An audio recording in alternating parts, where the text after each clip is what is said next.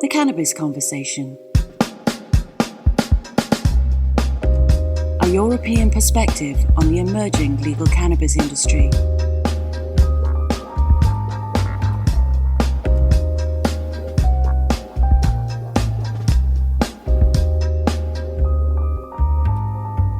Welcome to the Cannabis Conversation with Anush Desai, where we explore the new legal cannabis industry by speaking to the professionals that are helping to shape it. So we've had yet more news this week, lots of corporate stuff going on. Today was an announcement that Gen Canna have bought Taylor Mammon. Taylor Mammon are a UK white label manufacturer and distributor of CBD goods. Gen Canna are a US producer of hemp-derived CBD and other cannabinoids. There's no figures been published, and it clearly is not going to be on the scale of Curaleaf and EMMAC, but it shows more signs that there's a crossover between North America and Europe, and that North Americans are looking at Europe as an area to kind of get a foothold into. And I'm also hearing of lots of discussions in this space, so I expect there'll be more M&A announcements in the weeks and months to come. We have the novel foods deadline, which is looming in just over a week. Be really interesting to see how that plays out. Again, some of the people I'm speaking to taking very different approaches and have different views on what the consequences will be for those that don't comply. So I expect it's a topic that we'll probably cover in a couple of months' time to see what's happening in reality. But in relation to today's show, we've got a great show coming up, and it's about the legislative and regulatory backdrop in the US, which is a key consideration when understanding the cannabis industry there. So we've got one of the pioneers of the legal cannabis space, Dr. Stuart Titus, coming up. So I hope you enjoy the show. On today's show, I have Dr. Stuart Titus. Stuart is the CEO of Medical Marijuana, Inc., which was the first publicly traded cannabis company in the US. Stuart, welcome. Well, it's a great pleasure to be on with you today. No, real pleasure. How are you doing today? Everything's great. Thank you very kindly. Fantastic. So this is a really meaty episode here because we're going to quiz you on the legalization and the legislation in the US in regards to cannabis. And so there's quite a bit to talk about there. But why don't we start at the beginning? Maybe if you introduce yourself, tell us a bit about you, when you got into cannabis and why, and what you were doing previous to that. Certainly. Well, my name is Stuart Titus. I'm the president CEO of Medical Marijuana, Inc., America's first publicly traded cannabis company, as we've discussed. Our company actually came to the U.S. public markets in March of 2009. Back at the time, I was involved just as an investor, but certainly over time have taken on a more significant role with the company. I had found out about cannabis as a clinician. I had a series of physiotherapy clinics back on the East Coast, and I was doing a specialized type of electrical stim therapy that many sport athletes would get on season with their sport teams. But I was one of a handful of people doing this for the general public. And in the off season, many of the physiotherapists were traveling the world, enjoying their time off from the regular season, and thus many athletes would come through to my office. And I was very impressed to see the great number of contact sport athletes who were actually using cannabis to either help control pain, decrease inflammation, or help with sleep at night. And just got to the point where I said, okay, maybe there's some real science to this. And so I searched, and sure enough, there were these international medical cannabis symposiums. And I attended my first one, I believe, in 2004. And it just opened my eyes to an amazing new world. I was just so impressed with the great amount of research on these extracts from the cannabis plant, the cannabinoids, and how amazingly therapeutic they were. I found that the U.S. government back in 2003 held a patent titled Cannabinoids as Antioxidants and Neuroprotectants, describing a wide range of potential therapeutic benefits. Back at the time, I had no idea there was such a thing as non-psychoactive cannabis, and certainly my eyes were open when all of a sudden I was introduced to the world of CBD. Anyway, our company went along for a couple of years. I helped them raise some venture capital for seed money. I got a position in charge of the scientific advisory board. But in March of 2011, a new group had come in and purchased the company from its founders. They were from Northern California, but they'd been researching hemp and CBD for 4 years prior. And when I found about their plans to bring a non-psychoactive form of cannabis, a hemp-based CBD nutraceutical product to U.S. and world markets. I said, oh my gosh, I've got to be all in on this. And so I gave up a nice 20-year career as a clinician and moved out to California and took part in this evolutionary movement. It's been a tremendous ride ever since. We've been able to legalize our product into many countries who were formerly terribly anti-cannabis, countries such as Brazil, Mexico. We're now distributing nicely throughout the European Union and to Russia.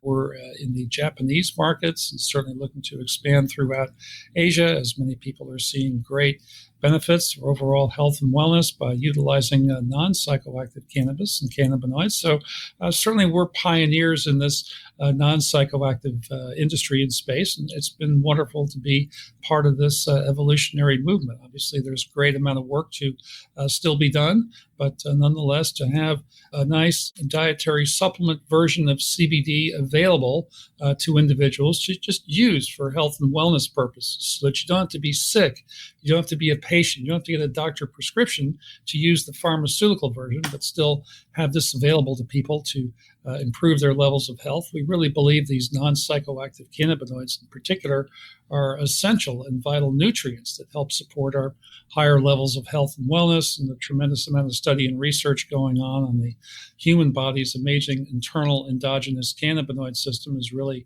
proving this out. So certainly, here in the U.S., we have a tremendous number of people who have been just experimental users of CBD, and after a few months, gosh, now they're regular users using 3 and 4 different products, different times during the day, ingestibles, topicals, and really seeing some great benefit from it. It's been wonderful to see, and of course, the research side is now starting to catch up, and there's been a great number of clinical studies, on the endocannabinoid system, and of course, on THC, CBD, and all the other new up-and-coming cannabinoids that are reaching commercial potential, things such as CBG, CBN, for example, new cannabinoids that we've recently been able to commercialize and sell to some of the people in our network, just depending on their location and laws, legalities, et cetera. But certainly it's been a wonderful ride, great experience. And now, of course, with COVID, our THC markets here in the U.S., the dispensaries and all the outlets are now considered essential service. And this has helped move the dialogue significantly towards eventual legalization. I think once the U.S. goes, certainly many places around the world are going to follow. And we're very close now to seeing some historic changes. Yeah. Wow. That's a brilliant story. And there's so much I could ask you. So I guess, given the time when you started, over 10 years ago, I mean, very much a pioneer in the kind of legal space. How much apprehension did you have on a personal level, having come from a, very established kind of medical background, to get involved in something like this? And, what helped you to overcome that apprehension, if there was any? Well, certainly there are a huge number of challenges starting this particular industry, the legalities. We had to get some very specialized and specific legal opinion letters to show the legality of the products. And here in the U.S. at the time, there were some interesting regulations where hemp food products were legalized by a federal court ruling going back to 2004. And thus, around the country, people would sell hemp seed products or hemp seed oil, hemp protein powder. And here, there might be enough THC product to potentially fail a drug test, if you will. But nonetheless, these products were legalized throughout the country by this federal court ruling. So we found an interesting pathway to fit into the hemp food category, but there were certainly great challenges, and particularly once we made our first interstate shipments of a cannabis product, even though it was non-psychoactive CBD. Certainly, we've been looking at potential jail time, years and years worth of jail time for breaking certain federal regulations. But we had to educate people, legislators, the general public, et cetera, on the legalities. We thought our products would fit into this hemp food category, as I mentioned, thus be legal in all 50 U.S. states. But certainly there were a few anxious nights when we had our first interstate shipments. Fortunately, they went through successfully, and thus the industry was born. And now there are a huge number of other companies selling hemp CBD products throughout the U.S., on the internet, and of course around the globe as well. There were all kind of challenges in terms of banking and merchant processing. Many times we had our full bank accounts shut down, and our merchant processing all of a sudden down as well. We had to continue to honor our commitments and pay our salespeople, even though we weren't able to collect revenue for many months until we reestablished banking. It seems that, at least in the hemp side, is now under control a little bit better. And certainly there are now new federal regulations because cannabis is more of an essential service to thus allow cannabis to act more like a normal business, and the bank pay employees by a paycheck, et cetera. And once some of these hurdles are overcome, we think the industry is, just going to double overnight. Here in the U.S., we have very onerous tax regulations by our Internal Revenue Service on dispensaries and other cannabis-based outlets. Certainly not being able to deduct normal business expenses like a normal business does hurts the bottom line. And we really believe that with new changes coming upon us, that this is going to increase the profitability and allow many of these businesses to grow and expand, be able to get bank loans. Certainly, it's going to ease a lot of the stress and tension in the industry, and couldn't be more excited about how cannabis, the overall cannabis arena, psychoactive, non-psychoactive, et cetera, is going to add percentage points back to our world's gross domestic product once we move things from the illegal black market over to this new emerging white or green market, if you will.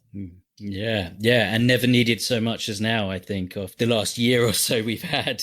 We could go into loads more there, but let's kind of move on. Maybe if you want to tell us a bit more about the company, Medical Marijuana Inc. What are your kind of core products? Do you operate in all states, etc.? Right, yes. So we do operate in all 50 states. We market and sell products there. And of course, I mentioned our international distribution. We have three main sales divisions. Our original sales division is called Hemp Meds, HEMP-MEDS. We have a wonderful operation here in the U.S. Hemp Meds also has a nice operation developing in Mexico. We legalized our products into the country there in February of 2016. We currently remain the only legal source of CBD-based products. At the time, the regulatory authority in Mexico, COFEPRIS, had seen the tremendous benefits, especially for children with epilepsy. However, because of the war on drugs, the cartel violence, and all the other issues within Mexico, they really challenged us to develop this fully THC-free version of CBD. And we did accomplish this in our lab facilities towards the end of the year 2015.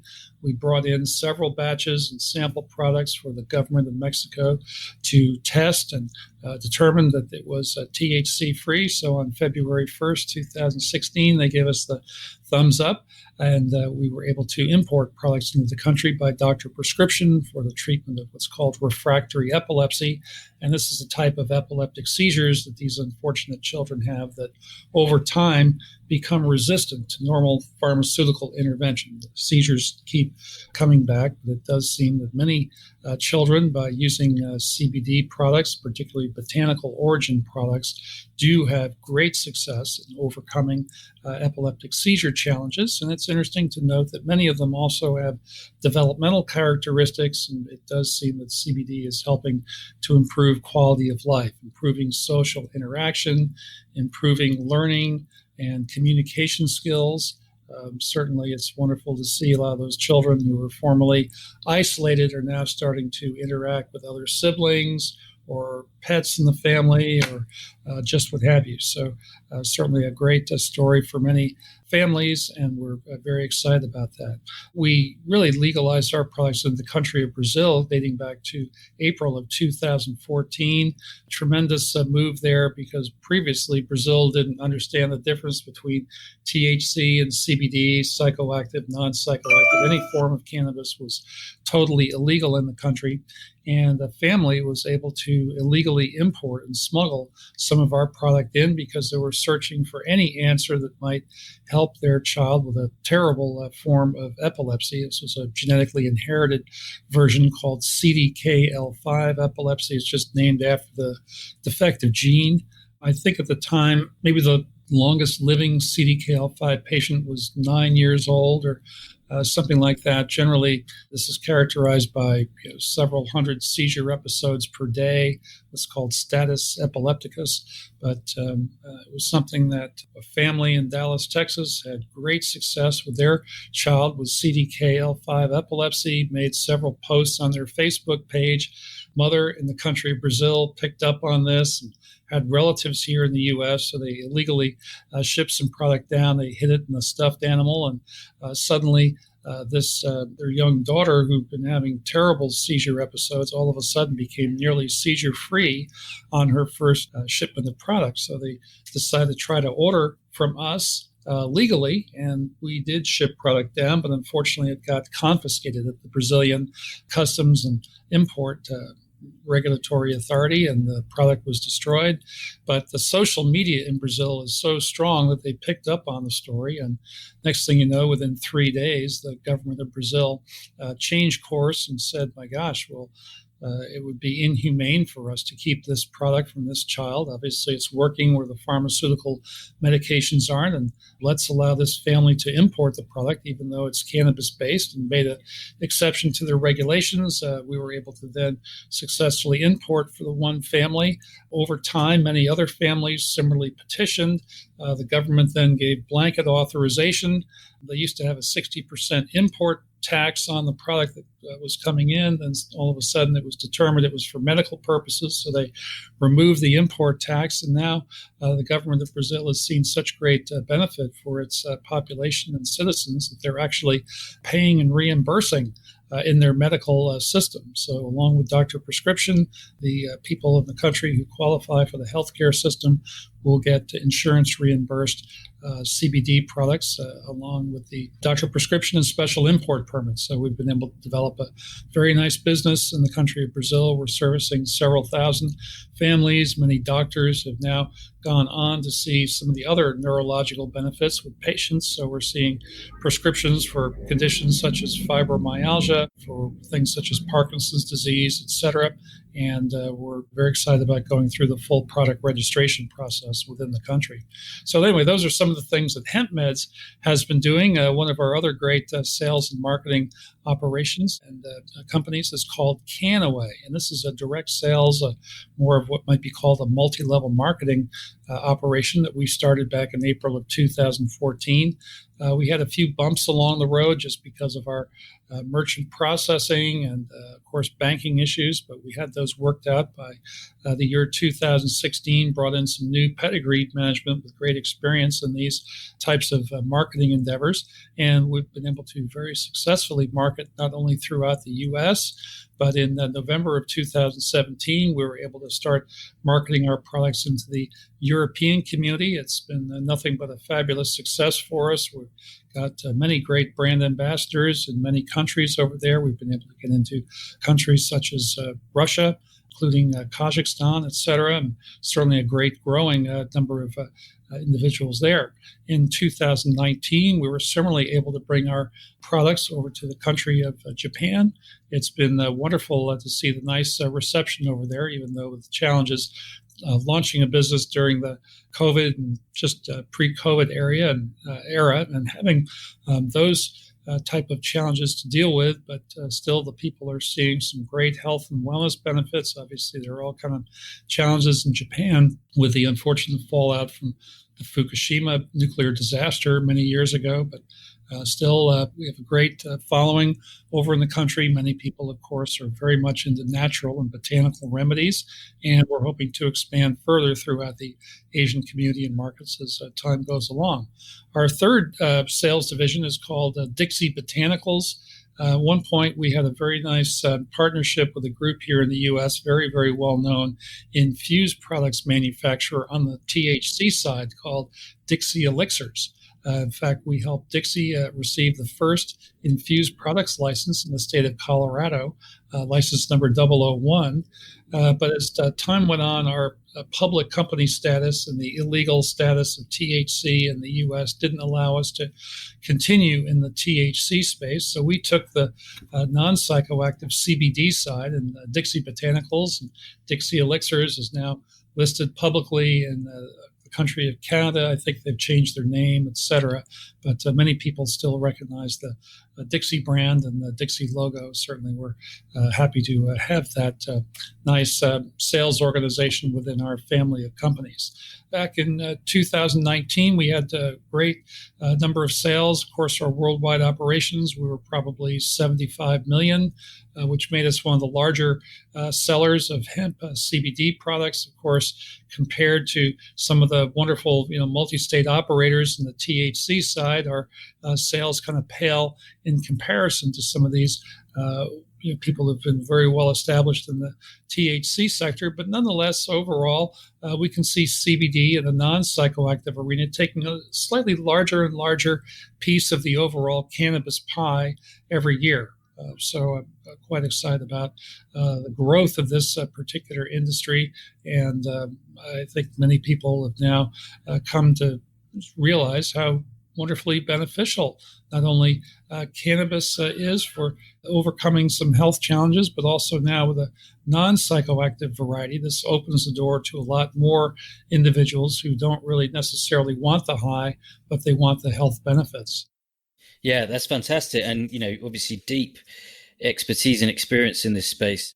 Yeah, I mean, look, it's a similar story in the UK in that a young child who had epilepsy was the key kind of catalyst for change in the UK in terms of medical legalization. We've still got a lot of way to go to actually open it up, but, it was a start, and it sounds like there's similar things that you've experienced as well in the US and Brazil. But that's great, actually. It's a great segue because of that depth of experience. It gives you a good insight into describing the kind of the framework in the US around legislation. Is similar to Europe. It's unharmonized, let's say, but we won't go necessarily into the individual states. But why don't we talk a bit about the federal legislation that is contributing to the cannabis framework?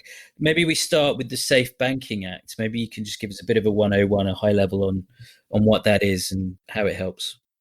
Right. Well, certainly banking has been a real challenge within the industry. Of course, on the THC side here in the U.S., this is illegal at the federal level, and thus it's been very difficult to establish any type of banking, merchant processing, or what have you. So all transactions are basically done in cash.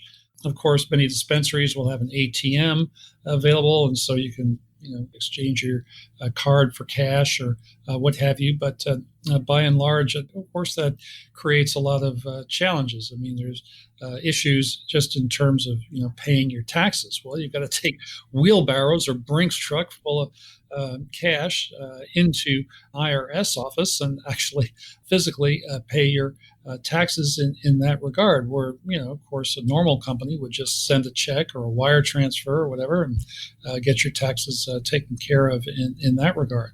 And of course, if you're an employee, well, you're getting paid in cash. And that presents challenges because, all of a sudden some unscrupulous individuals know what day payday is, and likely you're walking out of your job with a couple of $1,000s of cash in your pocket. And that creates a very challenging situation for the dispensary employees. And, normal businesses, of course, you just get a paycheck and a direct deposit into your bank account. And that's the way it works here in the States. But these regulations are designed, this particular states act, particularly in terms of the banking side, to help alleviate these challenges, allowing the cannabis industry to operate as more of a normal business, where you can go to a bank, open a bank account, get a loan for your business, and particularly to remove these onerous IRS 280E regulations, which basically don't allow for the normal business deductions that a normal business would take. Obviously, this will improve the profitability of the multi-state operators and all the legal licensed cannabis operators throughout the country, certainly making this much more of a wonderful business opportunity. And I think as creative as the people of the world are, once they start to see that, cannabis is now legal, that all of a sudden there are going to be a tremendous number of these ancillary businesses that are really going to start to take off. And of course, you've got everything now from grow lights, soil nutrients, etc. But particularly if you could find some end uses for the normally discarded part of the cannabis plant, just maybe taking that biomass over to the biofuel center and making clean burning ethanol, methanol, and particularly on the hemp side, all the tremendous industrial uses, your hemp textiles, building materials, hemp batteries are a new, interesting, innovative technology that's coming from hemp because it's so amazingly electrically conductive. I really believe that this regulation will really foster a whole new outlook in terms of the overall economics and certainly transform us from maybe an oil-based economy to something a little bit more sustainable and renewable. For sure, for sure. Okay, so maybe we move on now. Maybe you could talk a bit about the MORE Act. Yes, this is a new bit of legislation that has been introduced, and certainly we're quite excited about it. This will actually deschedule cannabis and remove it from the federal scheduling. Thus, cannabis might be on a par, let's say, with alcohol or tobacco. Of course, it's going to be taxed and regulated, but certainly to have the descheduling is going to open up a great number of opportunities. On the research side, obviously, will allow for a tremendous more increased amount of study and research to prove out some of the health and wellness or even the medical benefits. Couldn't be more excited about that. Of course, this will destigmatize cannabis and bring it into much more of a business type of situation here. I think we're going to expunge all the former marijuana convictions and allow people to get out of jail for former offenses. We're already seeing a great number of these individuals being released just at the state level, and now to have something clean up the industry at the federal level, I think is going to be tremendous for the industry. Certainly will allow for growth and development. It's going to certainly change a lot of borderline states. Many states have been looking at ways to regulate cannabis, and of course its Federal 1 schedule status makes this a tremendous conflict between the federal government and the individual states, and certainly to remove that, potentially allowing for interstate commerce, various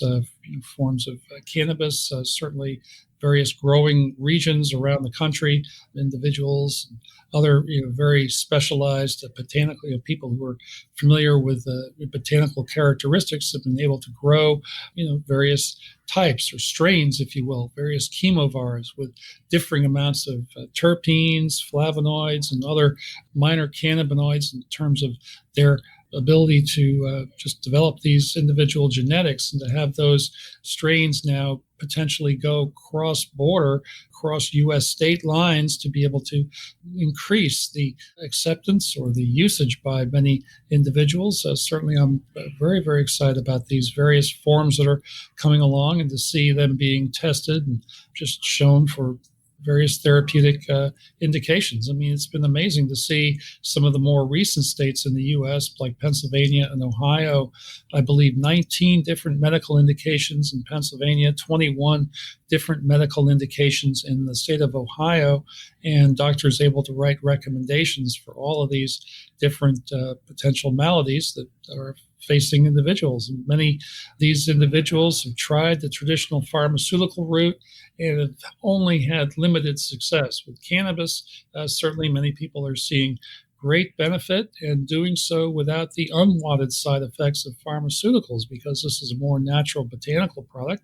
And overall, their satisfaction rate is tremendous. People here in the States can get doctor prescription for many different pharmaceutical drugs.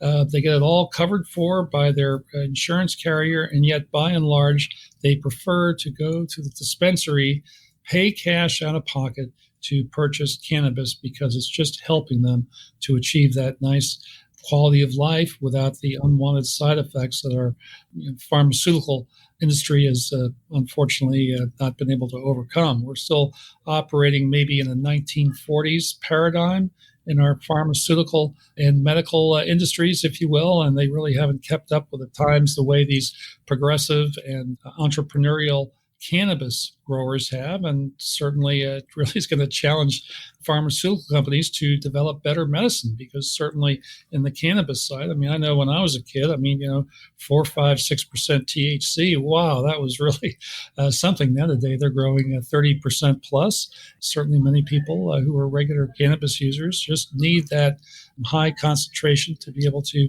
get the effect that they desire. Just something that's evolved over time. It's great to see the industry moving forward, and can't wait to see the next couple of generations come along and really take this to that next level. Yeah, sure. So, it sounds like the MORE Act would be, open up those economies of scale that you can get in the US just because it's such a huge market. So that would be a very interesting developments in that space. Right. Our U.S. House of Representatives actually had passed at the end of their last session in last month in December that version of the MORE Act, and certainly it was going over to the normally it would go over to the Senate for new debate. Since we now have a new Congress, everything's going to start from scratch again. But certainly it was very exciting to see that one branch of the government, the U.S. House of Representatives, had given the thumbs up on this MORE Act. And rightly so. I really believe that what I've been saying for the past couple of years now, cannabis means votes. And certainly if you're in favor of cannabis, you're going to have an appeal to a wide range of voters if you're a politician. Of course, the young people have been much part of the cannabis story, and now having grown up with semi-legalization of cannabis, they don't really have the stigma that us elderly people have. But even those of us who are in our 50s and 60s have been seeing a huge number of our colleagues just having great benefit from bringing cannabis into their normal health and wellness routine. And many people just reporting great anecdotal stories about a wide range of potential benefits, even post-chemotherapy recovery. It's amazing to see when people get on cannabis, how they really overcome a lot of challenges, and supporting this internal endogenous cannabinoid system really helps these people to overcome some of the onslaught of the terrible side effects from those very harmful and invasive drugs. Mm. So moving on, and this is slightly more regulatory than legislation, but what is the FDA's sort of stance on, and this would probably be more relevant to you guys as CBD producers, what's the FDA's stance on it? I noticed that they recently made a call for real world evidence to sort of support growing knowledge on CBD. What's the general outlook from those guys? Right, yes. So the FDA has not really entered into the cannabis space in terms of regulation of the THC space because it remains illegal at the federal level. But certainly when it comes to hemp and CBD, things are slightly different. In fact, the FDA approved a CBD version of medicine back in June of 2018. This is GW Pharmaceuticals, which was a British-based pharmaceutical company that saw the opportunity in the U.S. And of course, we started to sell and market a nutraceutical form of CBD back in the year 2012. And GW was watching this and saw that, there were a great number of families who were anecdotally using CBD to help control epileptic seizure disorders, and they moved their headquarters from the UK to Carlsbad, California, not too far from where I'm located today, and started on this endeavor to go through the FDA approval process. And they found a very nice short pathway in terms of an orphan drug. So they found a couple of orphan indications within the epilepsy family. and went ahead, did their study and research, and wound up getting FDA approval. So with an FDA-approved pharmaceutical medication, of course, the FDA is very, you would say, I guess you would put it, they're in bed with the pharmaceutical company. They want to really foster the interests of the company. And of course, now GW Pharmaceuticals this year will probably sell over $500 million worth of Epidiolex. And of course, there's a tremendous need and demand here for those young children. As many as 50% of all the children develop this refractory epilepsy, and certainly CBD has been working wonderfully well. So on the dietary supplement side, since there's a pharmaceutical medication now, the FDA is really having problems trying to carve out a pathway to allow both a dietary supplement to be sold as well as a pharmaceutical version. But I think as well as the pharmaceutical version is done, certainly, these young children are taking very, very high doses relatively of CBD. Many of these young children are taking between 400 and 700 milligrams of CBD daily. And this is just depending on their age and their weight, etc. But if they were full-grown adults, they'd be taking probably 1,500, 2,000, 2,500 milligrams of CBD daily. And on the natural botanical side, we just recommend 50 milligrams of CBD that comes from natural botanical sources, just to help supplement the body's internal self-regulatory system, this amazing internal endogenous cannabinoid system. So you can see the difference between the 50 milligrams and the very high doses that the pharmaceutical company would be then giving, and that gives us really a total distinction between someone who has a medical and pharmaceutical need versus someone just looking for health and wellness. Many of our U.S. states, in fact, have actually done this and carved out this pathway in their laws and regulations to allow CBD to be sold as both a dietary supplement as well as a food ingredient. And the FDA is still wrestling with that, which is really keeping a lid and keeping pressure on the industry, because we can't market and sell to large chain retail outlets like all our CVS and Walgreens drugstores would love to be selling CBD products, but they really at the moment are only selling the topical application products just until the FDA moves in the direction in which we think they're going to move. Now, it's interesting that our U.S. Congress potentially can override and cut the FDA out of all this and set a particular regulation for CBD to be sold as a dietary supplement. I think this would very much complement the 2018 Farm Bill, which now has re-allowed hemp to be sold as or grown as an agricultural crop here in the U.S. And certainly the derivatives of that hemp, including CBD, are now fully legal at the federal level without any federal. Before there was kind of a gray area. Now it's fully a green area. We are good to go with hemp and CBD products being sold legally throughout the U.S. And of course, this has brought in a lot of newer competitors, other people who want to market and sell CBD products here. But certainly we think the rest of the world is soon going to be following, and there'll be more formal regulations once we establish something very solid, concrete, and workable here in the U.S. Yeah, fantastic. Cool. Well, so we've covered quite a lot there, actually. So maybe we talk about, to finish off, why don't we talk about the future? You guys have had a recent election and a change of administration. So how do you see this kind of affecting the cannabis industry? There's lots of people who are very, very excited. How do you view it? Well, it's been wonderful to see the change in the dialogue over the years, and to really have people becoming much more educated on cannabis, hemp, and CBD as it affects the various systems of the human body. Well, I think one of the great things was just the last couple of days, the CEO of the Canadian licensed producer, the very large Canadian licensed producer, Canopy Growth Corporation, said that yes, within 1 year's period of time, we will be fully operational in the United States. So obviously they're banking on the new administration to get cannabis regulation across the finish line. Certainly we're very, very excited about the movement, because this will allow companies like ourselves, which are really now only able to focus on the hemp and CBD sector, well, that will allow us to merge and branch out into the THC side as well, and to be able to explore the combination of THC, CBD, and all these other emerging cannabinoids now that are becoming much more available for commercial production. I couldn't be more excited about the international opportunities as well. Very good new regulations coming forth in the country of Mexico. We're hoping by maybe March, April of this year to see legalization throughout the country of Mexico. Of course, it's going to take them many months to develop regulations, producers, etc. But certainly the trend in the world is basically our friend. And I believe that over time, we're going to see a tremendous growth in this sector and really replace all the jobs and everything else we've lost through the COVID situation. So I'm very, very optimistic for the economic impact of the legalization of cannabis here in the U.S. as well as around the globe. Yes, and that is a very positive note to end on, because I agree, and I hope it's the same.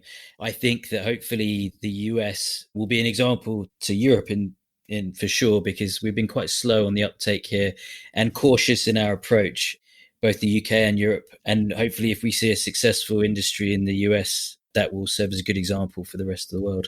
For sure. There's been a lot of, politics at play here. I know many of the European health ministers are not necessarily in favor of CBD, again, wanting to kind of protect maybe the pharmaceutical interests and the rest. But nonetheless, the cat's out of the bag now. Many people have been using hemp CBD, getting some great benefits. Of course, there's great debate and regulation on cannabis. Wonderful to see the United Nations moving forward, removing cannabis from some of the international treaties on narcotics. I really couldn't be more excited about the trend. Things are going along at a kind of a slowish type pace, but all of a sudden the momentum will gather, and there'll be just a great groundswell. I think when the economic impacts, the benefits come through, this will just serve to accelerate this at an even greater pace. We're very excited about the hemp industry in particular. Once we get enough production facilities to take advantage of all the amazing industrial uses, and maybe we can get our U.S. government or other governments to help fund and sponsor some of these up-and-coming production facilities, because it's going to add jobs. Certainly it's going to allow for this agricultural medical or agricultural industrial consortium to just rise up to great new heights, and certainly to do it in a green, sustainable, renewable manner versus our current practices in the world with the oil-based economy, if you will. I think this has great potential, great legs, and certainly to be able to employ people and create these amazing industries. I couldn't be more excited about the future of the world because of the movement here with cannabis legalization. Fantastic. Cool. Well, thank you, Stuart, for joining me for this. It's been really informative and very useful to understand about the US landscape. So I'd love to have you back on. I'm sure by the time I do, there'll be some more developments on your side of the pond. So it'd be great to speak again. Well, certainly we wish you the very best. I know there have been challenges like any industry and emerging and the rest, but certainly we're quite excited to follow the story over the UK, and hopefully being separate from the European community, perhaps things might move along at a more accelerated rate. We'd love to have access for individuals. Again, CBD is a dietary supplement, and certainly we'll look forward to supporting efforts in your country as well as throughout the European community. Brilliant. Cool. Thank you, Stuart. Have a nice day. Thank you so very much. Appreciate the opportunity as always. Cheers.